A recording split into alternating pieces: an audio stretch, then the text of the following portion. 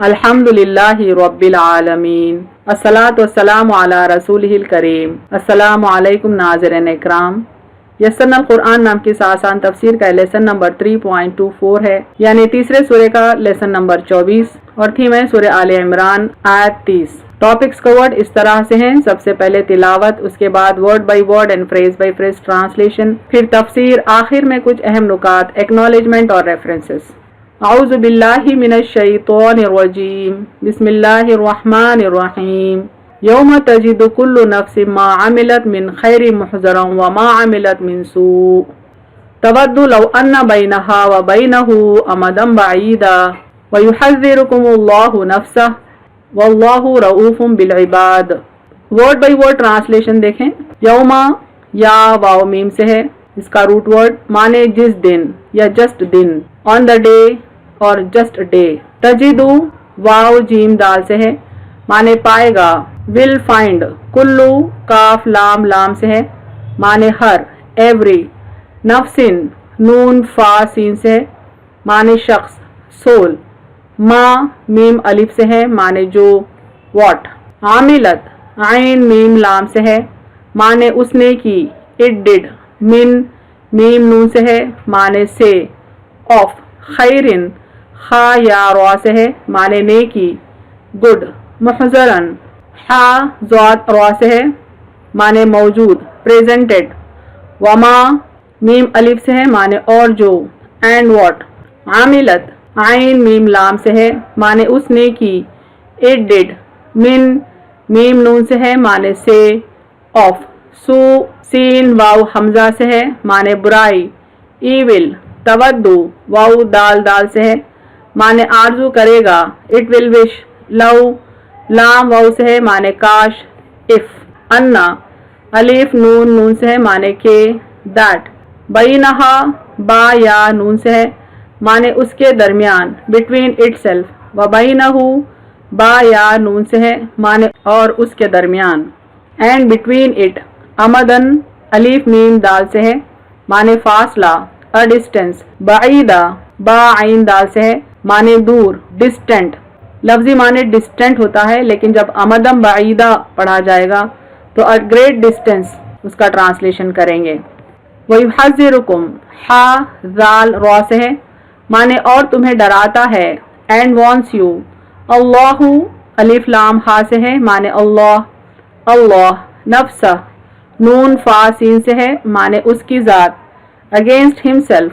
वल्लाहु अलिफ लाम हा से है, माने और अल्लाह, एंड अल्लाह। रऊफ़ुन व अलिफ फा से है, माने शफकत करने वाला, द मोस्ट काइंड। बिल इबाद आइन बा दाल से है, माने बंदों पर, to his slaves. Phrase by phrase translation Urdu में देखें।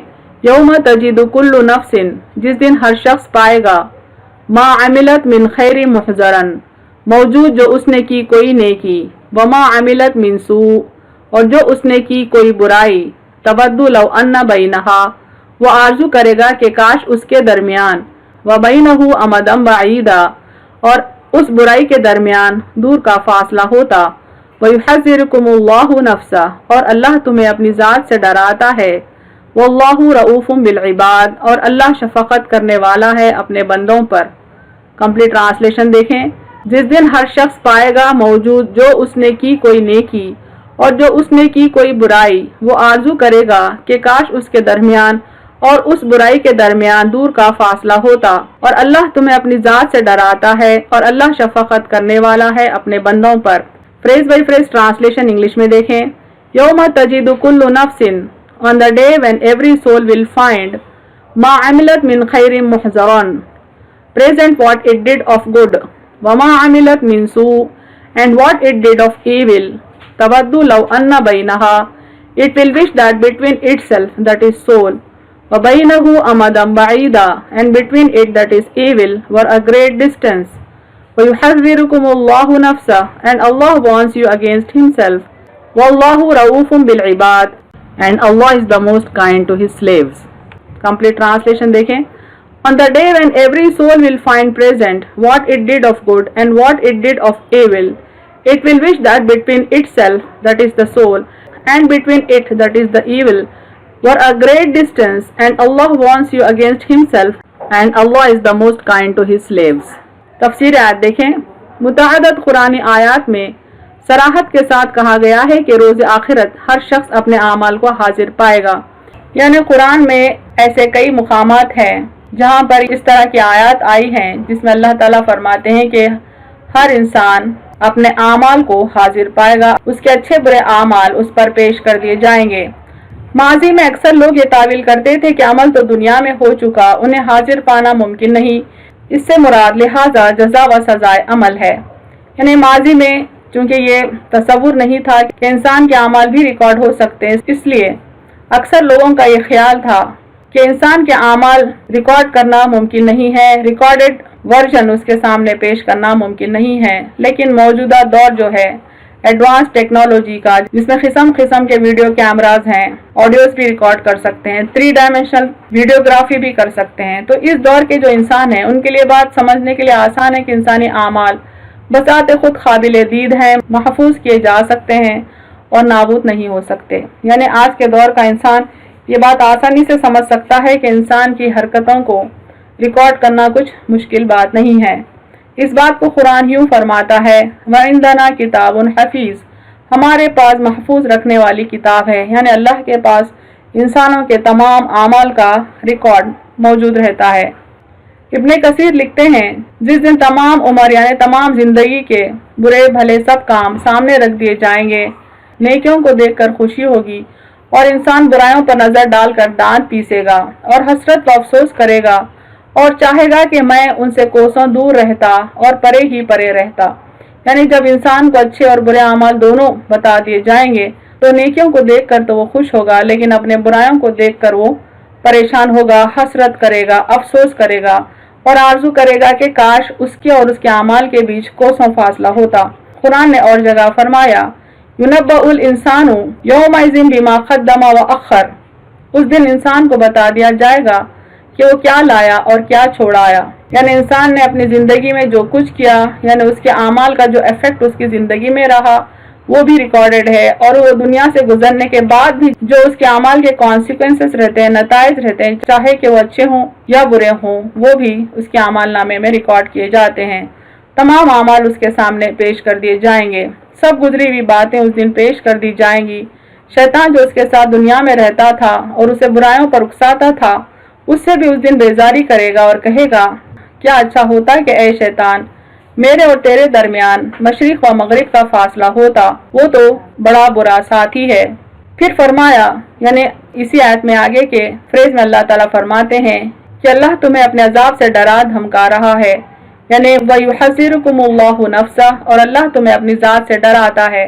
پھر اللہ تعالیٰ جل جلالہ اپنے نیک بندوں کو خوشخبری دیتا ہے کہ وہ اس کے لطف و کرم سے کبھی نا امید نہ ہوں.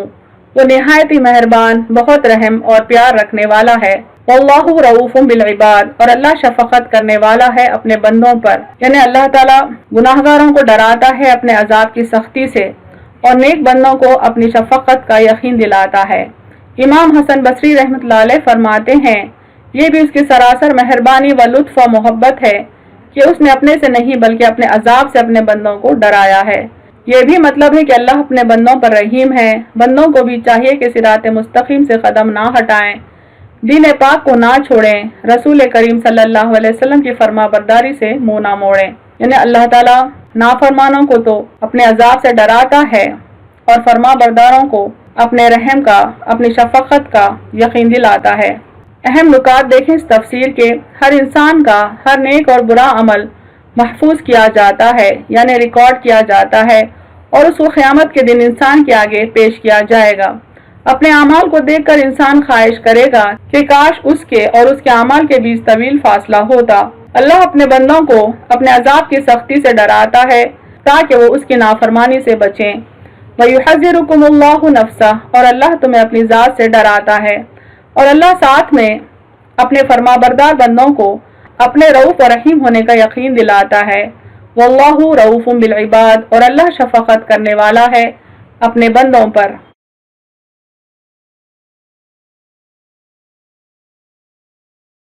وآخر دعوانا ان الحمد للہ رب العالمین.